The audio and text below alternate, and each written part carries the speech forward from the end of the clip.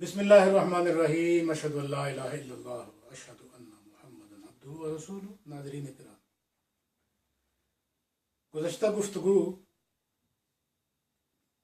کا اختتام اس بات پر ہوا تھا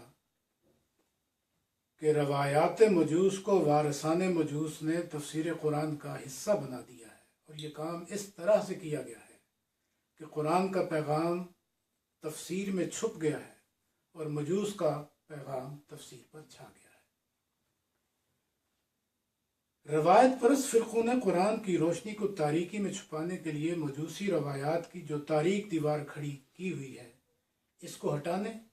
اور اہل اسلام کو براہ راست قرآن تک پہنچانے کے لیے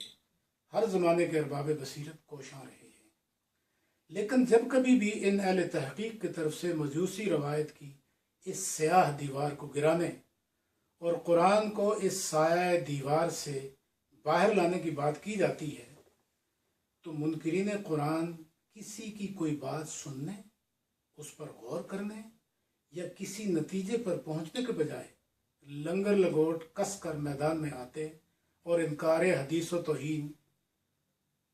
کے نام پر اتنا شور مچاتے ہیں کہ انکار قرآن کا معاملہ دب جاتا ہے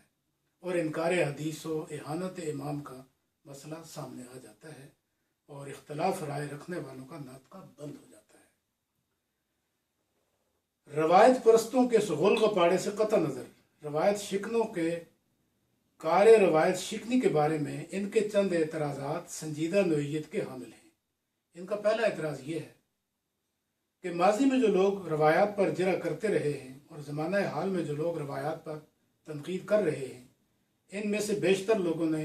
حدیث کی امہات الکتب کو پڑھے بغیر ہی جرح و تنقید کا یہ فریضہ انجام دیا ہے۔ ان کا دوسرا اعتراض یہ ہے کہ جو لوگ روایت پر نقط و نظر کے لیے کتب حدیث پڑھنے کی زحمت کرتے ہیں، وہ حوالے کے لیے اپنی نقل کردہ روایت کے سیاق و سباق دیکھنے کی زحمت نہیں کرتے، اور سیاق و سباق کے بغیر جو الفاظ حدیث وہ نقل کرتے ہیں ان کا مفہوم حدیث کے اصل مفہوم سے الگ ہوتا ہے، اور یہ کام اصول اور مقصد دونوں ہی کے خلاف ہے۔ روایت پرستوں کا تیسرا اعتراض یہ ہے کہ روایت پر جرح و تنقید کرنے والے جدید و قدیم لوگ ہر زمانے میں ایک طرح کے سوالات اٹھاتے رہے ہیں، اور ہر زمانے میں ان یکساں سوالات کے جواب دیے جاتے رہے ہیں، اور یہ بات عقل و دانش کے خلاف ہے کہ ہر زمانے میں کیے ہوئے سوالات ہی ہر بار اٹھائے جائیں اور دیے ہوئے جوابات ہی بار بار دیے جائیں یا دہرائے جائیں۔ روایت پرستوں کے پہلے دو اعتراضات سے ہم جزئی طور پر متفق ہیں کہ علمی دنیا میں پہلے ایک رائے قائم کرنے اور پھر اس رائے کو معتبر بنانے کے لیے بہانے تراشنے کی جہالت عام ہے، اور روایت پرست و روایت شکن دونوں ہی اس کے مرتکب ہوتے ہیں، لیکن ہم نے ان پرانی پہلیوں سے پہلو تہی کو یقینی بنایا ہے۔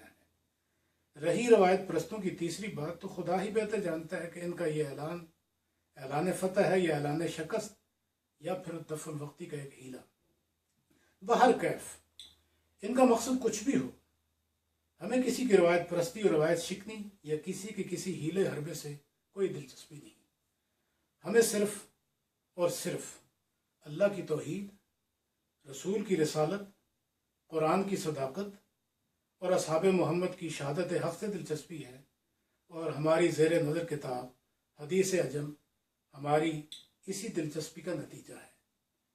حدیث عجم میں حوالہ جات کا ہم نے اہتمام کیسے کیا ہے، ہم اپنی اس بات کو یہاں ختم کرتے ہیں، اور اس اہتمام کی بابت ہم آئندہ قسط میں